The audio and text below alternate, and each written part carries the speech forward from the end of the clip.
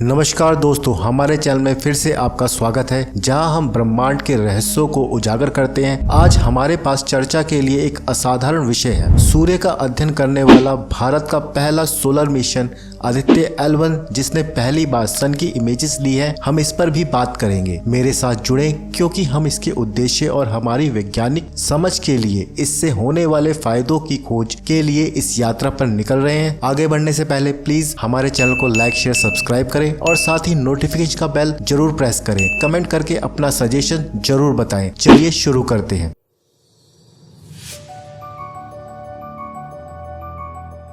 इससे पहले कि हम आदित्य L1 के रोमांचक डिटेल पर बात करें, आइए अपने पसंदीदा खगोलीय पड़ोसी सूर्य के बारे में बात करें। सूर्य आकाश में चमकता हुआ हमारा दिव्य साथी कई रहस्यों को खोलने की कुंजी रखता है। ये सिर्फ आग का गोला नहीं है, ये एक कॉस्मिक पावर हाउस है जो हमारे सहित हमारे सौरमंडल में हर चीज को इफेक्ट करता है। हमारा सूर्य सौरमंडल का सबसे निकटतम तारा और सबसे बड़ा पिंड है। सूर्य की अनुमानित आयु लगभग 4.5 अरब वर्ष है। ये हाइड्रोजन और हीलियम गैसों की एक गर्म चमकती गेंद है। पृथ्वी से सूर्य की दूरी लगभग 150 मिलियन किलोमीटर है और हमारे सौरमंडल के लिए ऊर्जा का स्रोत है। जैसा कि हम जानते हैं, सौर ऊर्जा के बिना पृथ्वी पर जीवन का अस्तित्व नहीं हो सकता। सूर्य का गुरुत्वाकर्षण सौरमंडल के सभी वस्तुओं को एक साथ बांधे रखता है। सूर्य के मध्य क्षेत्र, जिसे कोर के नाम से जाना जाता है, इसमें तापमान 15 मिलियन डिग्री सेल्सियस तक पहुंच सकता है। इस तापमान पर कोर में न्यूक्लियर फ्यूजन नामक एक प्रक्रिया होती है जो सूर्य को शक्ति प्रदान करती है। सूर्य की सतह, जिसे फोटोस्फीयर यानी प्रकाश मंडल के नाम से जाना जाता है, और इसका तापमान लगभग 5500 डिग्री सेल्सियस है। और अब इसरो आदित्य L1 के साथ इसका करीब से अध्ययन करने के लिए एक अभूतपूर्व मिशन की तैयारी कर रहा है। भारतीय अंतरिक्ष अनुसंधान संगठन इसरो यानी इंडियन स्पेस रिसर्च ऑर्गेनाइजेशन की एक महत्वाकांक्षी परियोजना आदित्य L1 का उद्देश्य हमारे निकटतम तारे के विभिन्न पहलुओं का पता लगाने और समझना है। जैसा कि आप सब जानते होंगे कि ये मिशन 2 सितंबर 2023 को लॉन्च किया गया था, और लेकिन वास्तव में आदित्य L1 क्या है और ये क्या हासिल करना चाहता है, चलो पता करते हैं। वर्तमान में लैग्रेंजियन पॉइंट यानी L1 पॉइंट की ओर अपनी यात्रा कर रहा है। एक अद्वितीय सुविधाजनक पॉइंट से सूर्य का अध्ययन करने के लिए एक अभूतपूर्व परियोजना है। आदित्य L1 भारत की पहली अंतरिक्ष आधारित ऑब्जर्वेटरी है। ये सूरज से इतनी दूर तैनात होगा कि उसे गर्मी तो लगे लेकिन खराब ना हो, क्योंकि सूरज की सतह से थोड़ा ऊपर यानी फोटोस्फीयर का तापमान करीब 5500 डिग्री सेल्सियस रहता है।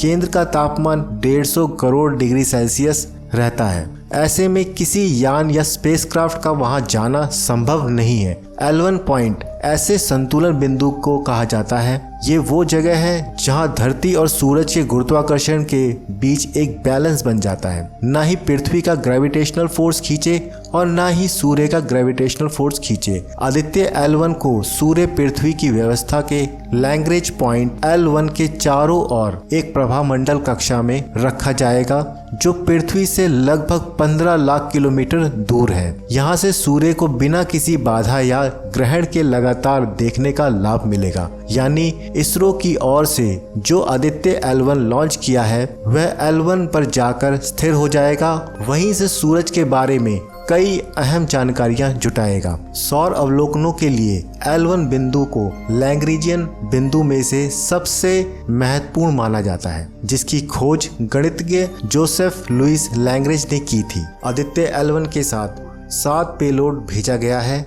ये payload photosphere, corona, chromosphere, solar wind, coronal mass ejection यानी CME और चुंबकीय क्षेत्र के टोपोलॉजी समेत का अध्ययन करेंगे। सबसे पहले हम फोटोस्फीयर क्या है। फोटोस्फीयर सूर्य के वायुमंडल की सबसे निचली परत है जो हमें दिखती है। इस तापमान का तकरीबन 5 से 6000 डिग्री सेल्सियस है। दूसरा, क्रोमोस्फीयर क्या है। फोटोस्फीयर से ठीक ऊपर गैसों की एक परत होती है जिसे क्रोमोस्फीयर कहा जाता है। तीसरा, कोरोना। कोरोना सूर्य के वायुमंडल को कहा जाता है। वैज्ञानिकों का दावा है कि चांद का ये क्षेत्र फोटोस्फीयर से 100 गुना गर्म होता है। चौथा, सोलर विंड। सोलर विंड सूर्य के बाहर विंड से आने वाले कणों या प्लाज्मा को कहते हैं जो अंतरिक्ष में चारों ओर फैले हैं। पांचवा, टोपोलॉजी। टोपोलॉजी किसी लेआउट या आकृति को कहते हैं। आदित्य L1 सूर्य के चुंबकीय क्षेत्र की टोपोलॉजी के बारे में पता लगाएगा। छठा, कोरोनल मास इजेक्शन यानी CME सूरज की सतह पर होने वाले विस्फोटों को कहते हैं। इनके बारे में भी रिसर्च होगी।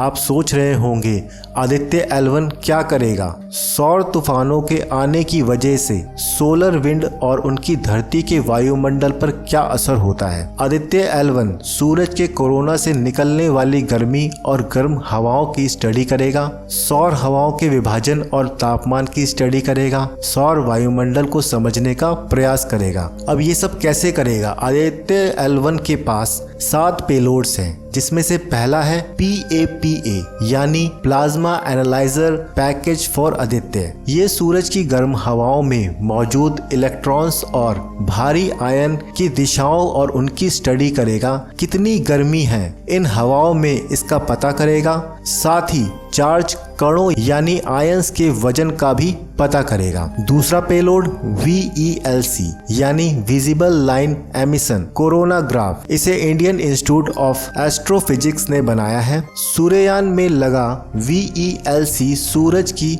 HD फोटो लेगा। इस पेलोड में लगा कैमरा सूरज के हाई रेजोल्यूशन तस्वीरें लेगा। साथ ही स्पेक्ट्रोस्कोपी और पोलैरिमेट्री भी करेगा। तीसरा पेलोड SOLEXS यानी solar low energy X-ray spectrometer सूरज से निकलने वाले एक्सरे और उसमें आने वाले बदलावों की स्टडी करेगा। साथ ही सूरज से निकलने वाली सोलर विंड का भी अध्ययन करेगा। चौथा पेलोड HEL1OS यानी high energy L1 orbiting X-ray spectrometer. ये एक हाई एक्सरे स्पेक्ट्रोमीटर है। ये हाई एक्सरे किरणों की स्टडी करेगा यानी सोलर विंड से निकलने वाली हाई एनर्जी एक्सरे का अध्ययन करेगा। पांचवा पेलोड ASPEX यानी Aditya solar wind particle experiment. इसमें 2 सब पेलोड्स हैं। पहला स्विस यानी सोलर विंड आयन स्पेक्ट्रोमीटर जो कम ऊर्जा वाली स्पेक्ट्रोमीटर है। ये सूरज की हवाओं में आने वाले प्रोटॉन्स और अल्फा पार्टिकल्स की स्टडी करेगा।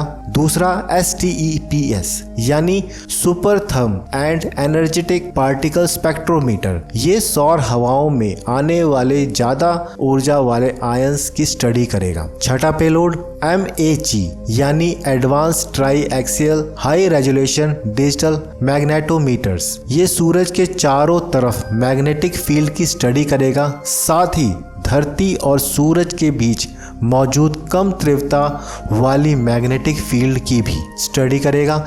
इसमें 2 मैग्नेटिक सेंसर के 2 सेट हैं। सातवां पेलोड सूट SUIT यानी solar ultra violet imaging telescope. ये एक अल्ट्रा वायलेट टेलीस्कोप है। ये सूरज की अल्ट्रा वायलेट वेवलेंथ की तस्वीरें लेगा। साथ ही सूरज के फोटोस्फेयर और क्रोमोस्फेयर की तस्वीरें लेगा यानी नैरो और ब्रॉडबैंड इमेजिंग होगी। जैसा कि हमारे आदित्य L1 में ये पेलोड ने अभी थोड़े दिन पहले ही 6 दिसंबर 2023 में इसी के जरिए इमेजेस ली गई हैं। हम सब ये जानना चाहते हैं कि सूरज की स्टडी क्यों जरूरी है। सूरज की स्टडी इसलिए ताकि उसकी बदौलत सौर मंडल के बाकी ग्रहों की समझ भी बढ़ सके। सूरज की वजह से लगातार धरती पर रेडिएशन, गर्मी, मैग्नेटिक फील्ड और चार्ज पार्टिकल्स का बहाव आता है। इसी बहाव को सौर हवा या सोलर विंड कहते हैं। ये उच्च ऊर्जा वाली प्रोटॉन से बने होते हैं। सोलर मैग्नेटिक फील्ड का पता चलता है जो कि बेहद विस्फोटक होता है। कोरोनल मास इजेक्शन CME वजह से आने वाले सौर तूफानों से धरती को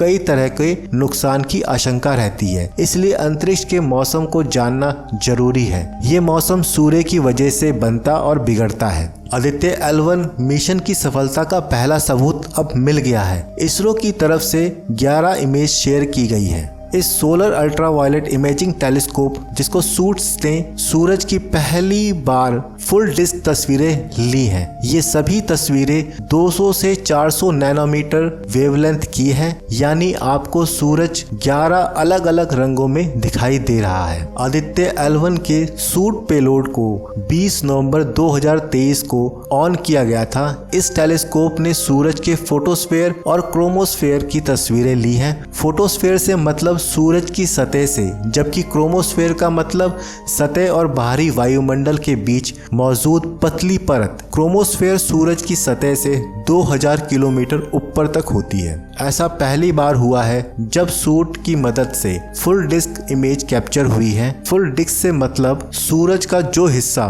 सामने है उसकी पूरी तस्वीर से है। इनमें सूरज में मौजूद प्लेग, धब्बे और सूरज के शांत पड़े हिस्से दिखाई दे रहे हैं। इन तस्वीरों की मदद से वैज्ञानिक सूरज की स्टडी अच्छे ढंग से कर पाएंगे। दोस्तों, इस वीडियो में इतना ही। अगर आपको कोई भी अपडेट मिले प्लीज हमें कमेंट करके जरूर बताएं। अगर आपको वीडियो अच्छी लगी हो तो प्लीज लाइक, शेयर, सब्सक्राइब करना ना भूलें। अगले वीडियो में मिलते हैं। Thanks for watching. Stay curious. जय हिंद, जय भारत।